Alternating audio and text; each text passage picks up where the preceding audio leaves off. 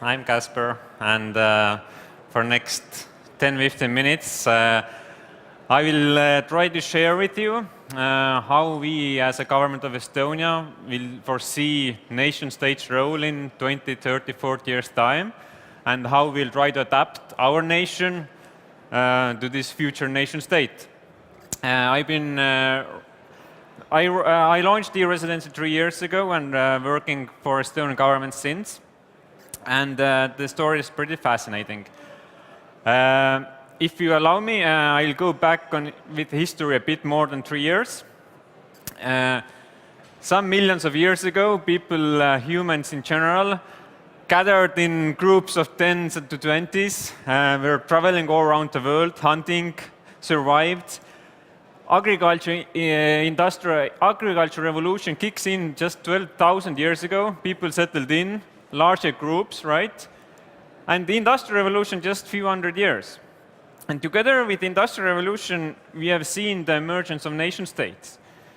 So my first point is that when we consider nation-states, then let's understand that it's been a very small period of time and they've been existing like they are today.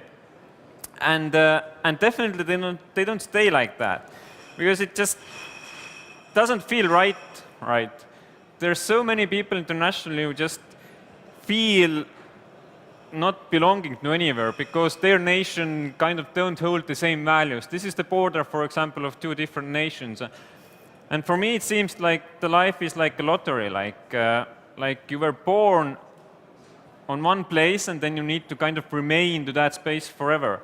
Imagine if Facebook would be our life and you would be allocated to a random Facebook group and you need to stick with that group forever.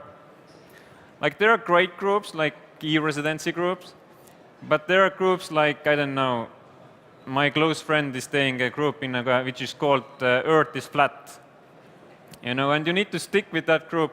And the values definitely don't match with my values, and I'm like irritating every time I see people speaking there. And this causes problems, because we are forced to stay in some sets of value which just happens to be there, and we call it democracy, but I can't call it democracy because we can't all have the same values in one state. So how we see the future, of course, is through automatization, which Germany knows the best. We believe that everything that can be automated will be automated, which leads to a position that after 10 or so years, different statistics show that there will be over 1 billion people who don't need their physical location. They can be fully location dependent, they can work from anywhere, they can live wherever they want to live. And the global citizens, and these are the people who we at Estonia now want to serve. We want to be there for global citizens, not only those 1 million people who happen to be born in Estonia. And how to do that? 3 years ago, we launched a program called e-Residency so that you can become the digital citizen of Estonia. It costs 100 euros to become a digital citizen. You get the digital ID, and you can kind of be part of Estonia. There is citizenship, there is residence, and then there is digital residency. With that, you can't travel to Estonia, but you can be part of the digital nation, what services it offers. And at first, of course, I didn't have full understanding why you should want to become a digital citizen of Estonia. But throughout these few years, we have changed over 10 laws. We built many services for our digital residents. And this is how our infrastructure looks like. It's decentralized like blockchain in that sense. Each transaction is on blockchain there. Everything is digital. Even the medical records, we can check who has accessed them, who has right to do what with your data. And this has led to hundreds of services, both for citizens and residents. And I'll show you a 1-minute video about who are today's e-residents and what they can do. 1-minute video. How was it? Everyone understands? Now my clicker doesn't work anymore, so. Today, e-residents, then what they do, they establish a company, they establish a banking account, they establish PayPal and e-commerce websites, and then they start running their companies remotely wherever they are. And this costs for them like 20, 30 euros per month. They have full location independence. They don't need to ever visit to EU to set this thing up. It takes a matter of day, and it really helps people to be part of global business environment. And I was showed this sign, so it should work. Our new digital world knows no borders, and great business ideas are no longer limited by where you work or live. E-Estonia is a digital nation for global citizens, for those who've thrown off the shackles of national boundaries. Literally anyone in the world can apply. E-Residency is legitimate and transparent. A government-issued digital identity that gives you the freedom to run a global EU company online from anywhere in the world. Establish a company within a day. Access business banking. Use international payment providers. Digitally sign documents and contracts, and declare Estonian taxes online. We're Estonia. Tech is our expertise. And through e-Residency, we are empowering entrepreneurs everywhere. No matter where you were born, no matter what passport you carry, you can apply. Use e-Residency to run your business from anywhere in the world. Unleash your entrepreneurial potential, because no business should be bound by physical borders. Apply for e-Residency today and join our new digital nation. e-resident.gov.ee.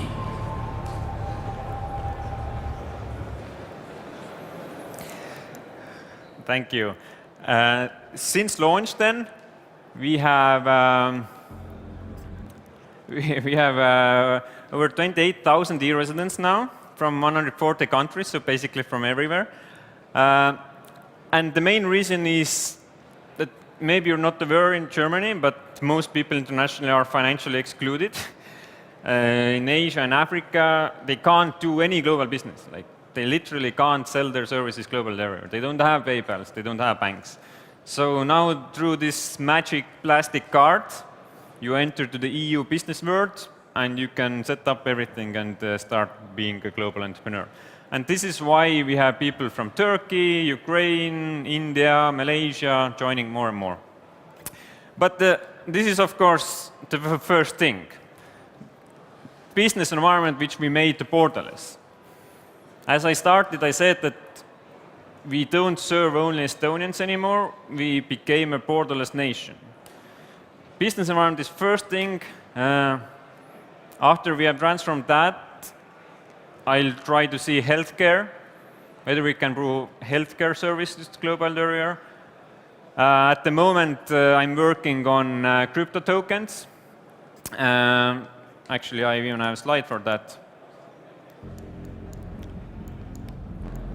While some countries push people away, Estonia pulls them in. This wasn't it, but what kind of problems can e-Residency solve for let's watch this. Say you're a freelance writer in Ukraine, and you need to receive international payments. E-Residency enables it. Or maybe you run a startup in India and need access to cross-border capital to help scale internationally. E-Residency allows it. What if you're a digital nomad or expat and want to run your company after you move to a different country? E-Residency is the answer. You might be outside the EU, but want a trusted company registered inside the world's largest single market. E-Residency can make it happen. Or if you're already an EU citizen, but you want to lower the cost and hassle of administrating your company, e-Residency makes that possible. Maybe you have multiple board members all over the world. E-Residency means board decisions and contracts can be legally approved online instantly.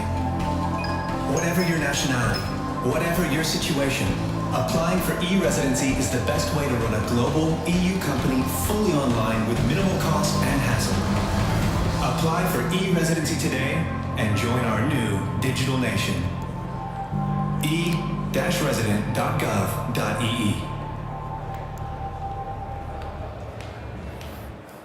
Thank you. As all the taxes are paid in their home countries, it kind of means that they can employ people in India, they can earn more revenues, and everyone wins. And that's why we see this as our gift to the world, something which we can offer which makes the world a better place. And there I can see that what happens with this.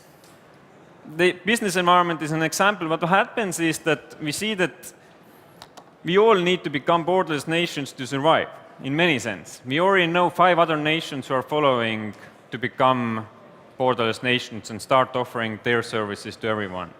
Because it makes sense. Germany has huge amount of internal power and market. Most nations don't have that.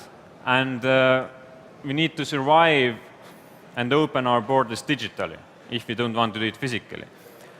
And we can see other nations joining, and how we can see this is going to happen and end is that, at least what I imagine is that, and you can like start subscribing to different nations and unsubscribing if you want to. Like Facebook's groups are the examples of nations in like 20 years time, what I see. That you're not stuck with one nation. If your nation sucks in some services, then you just switch that nation and start opting into some other nation, offers better services. And eventually your own nation kind of starts to look after you and start to care more in order to keep relationship with you. And each nation kind of can find their own niche where and what they are offering the best at.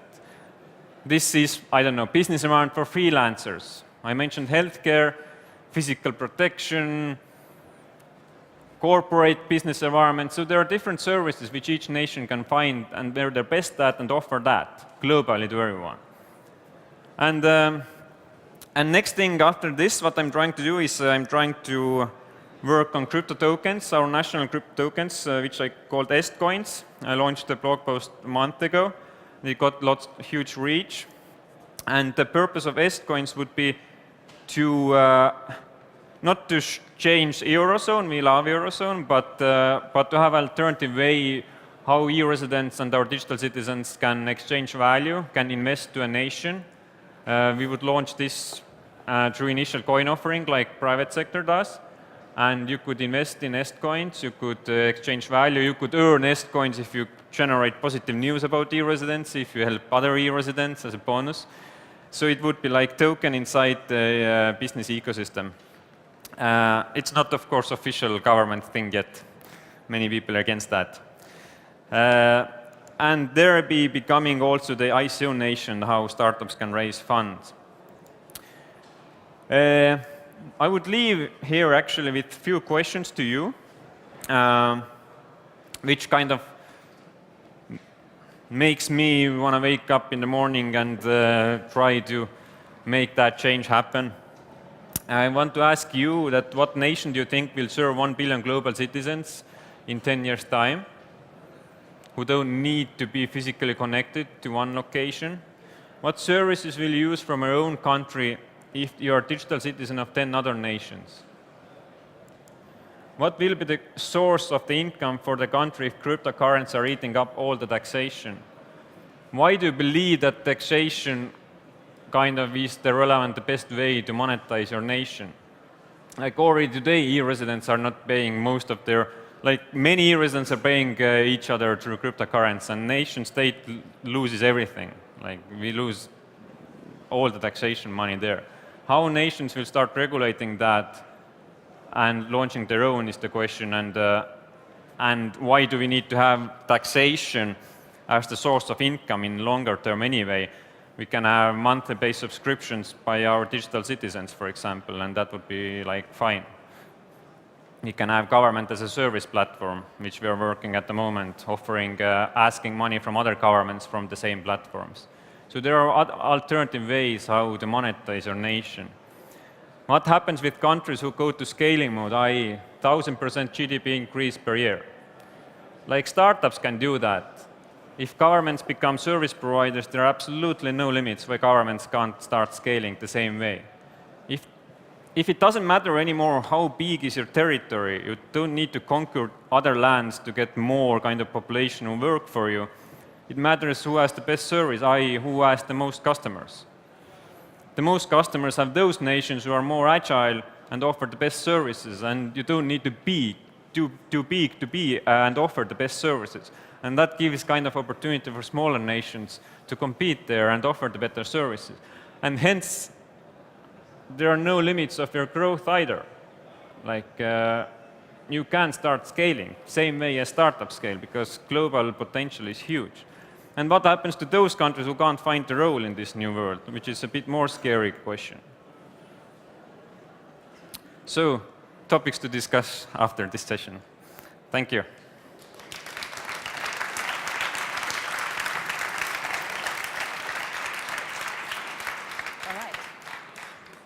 We have like actually 3 minutes for questions also, if anyone has questions.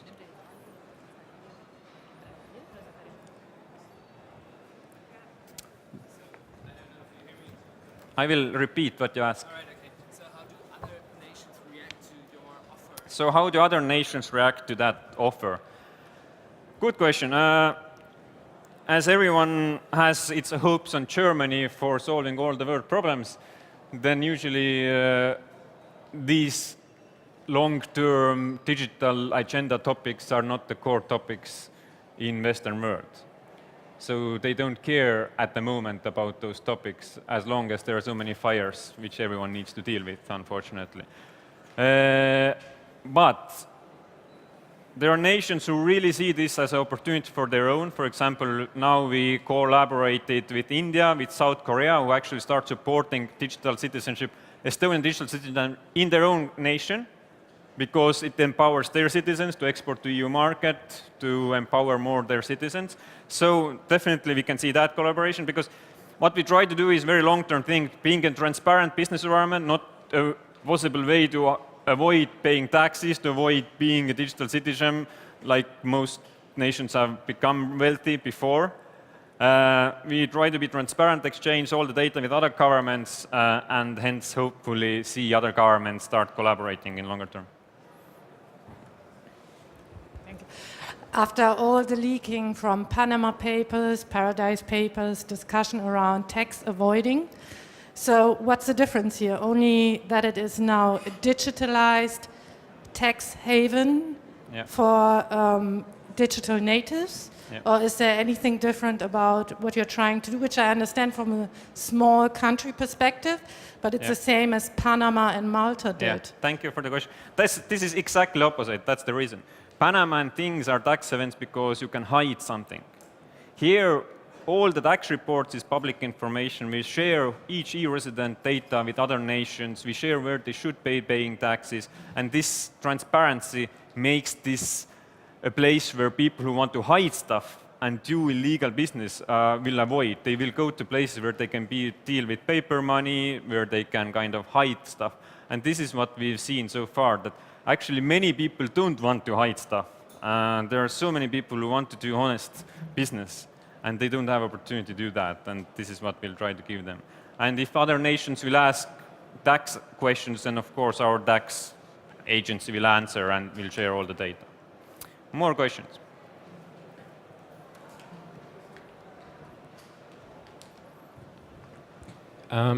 With the new rights for e-citizens, are there also new laws you have to obey as an e-citizen, and how are they enforced? Yes. We did change, like I mentioned, like over 10 laws for e-residents. The thing is that today we haven't given any obligations for e-residents, what they need to obey, but it's up to kind of us and other nations to figure out what are the rights for e-residents, like digital citizens, because it is like new category, the citizen, resident, and digital citizen. Today is the citizen, resident, and stranger, and everyone else is non-resident stranger. So what rights do we give those digital citizens? Do we give them voting rights one day? I don't know. I would say that digital residents today in Estonia are daily basis participating in our voting system, telling us what laws we need to change, what we need to do, so they are kind of part of the society anyway. But we haven't given them any kind of obligations in laws what they need to follow besides the regular business environment. Last question.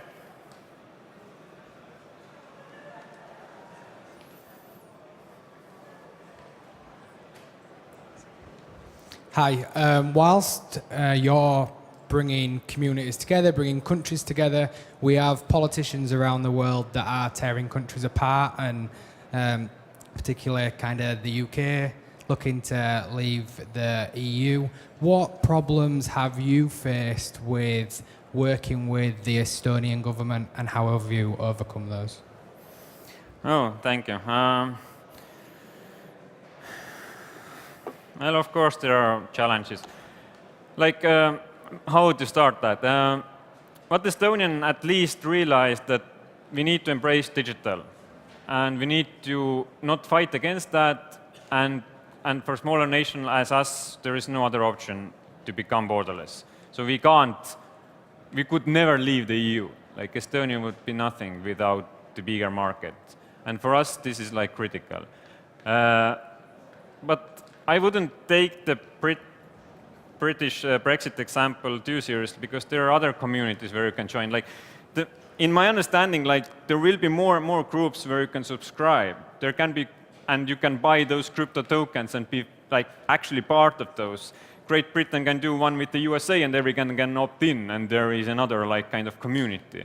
Like, it doesn't have to be the EU.